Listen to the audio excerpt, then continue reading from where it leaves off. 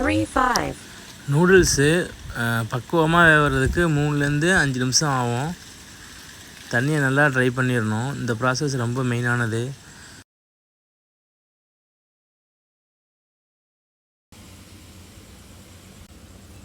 இந்த ஸ்டெப்பை பொறுத்து தான் நம்மளுக்கு நூடுல்ஸான முழுமையான அமைப்பு நம்மளுக்கு கிடைக்கும்.